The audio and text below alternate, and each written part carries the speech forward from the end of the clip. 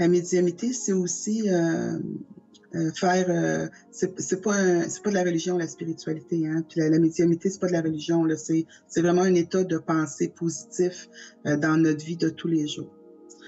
Ce que je pourrais dire aussi, c'est que lorsqu'on travaille là-dedans, on travaille en énergie, on voit dans le plan astral, dans les plans subtils, quand on rencontre les gens, quand que je reçois un SMS, j'ai pas de photo, j'ai un prénom, bien souvent une date de naissance, puis avec ça, on se connecte directement dans les plans subtils pour prendre communication en énergie puis recevoir des informations.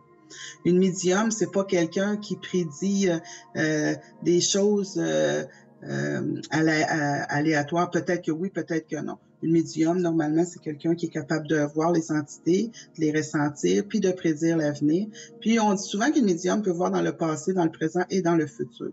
Parce qu'on est comme si on serait sur une médium, c'est un petit peu quelqu'un qui se promène dans un plan astral, fait qu'elle voit le passé, le présent et le futur, mais pour des choses qui sont évolutives pour la personne. Quand on travaille en énergie, on libère, on dégage les nœuds énergétiques.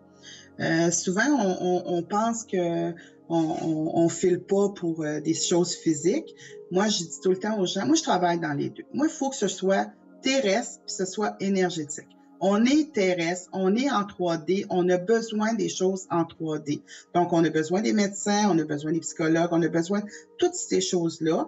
Puis, on a besoin aussi de travailler en énergie. Quand on travaille sur les deux plans, on a du succès dans nos besoins, dans nos demandes, pour être bien dans un temps terrestre.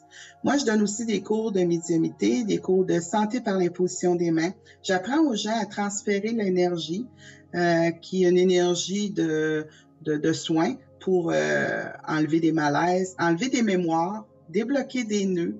C'est beaucoup dans ce sens-là qu'on fait des traitements en énergie. On a aussi la possibilité de faire des ateliers d'écriture automatique inspirée.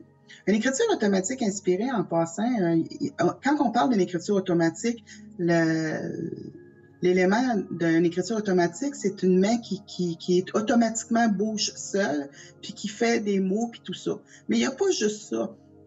Dans l'écriture automatique, on a aussi l'écriture inspirée.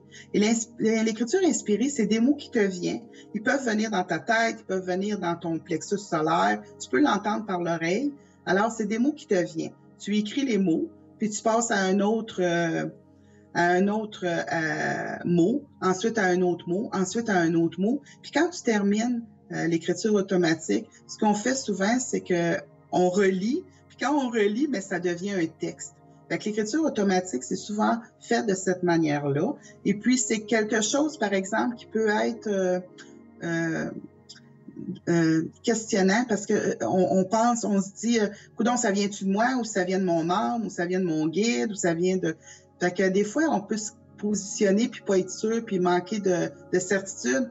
Mais l'écriture automatique, c'est un élément majeur pour communiquer avec les êtres de lumière, les gens décédés, les guides et tout ça.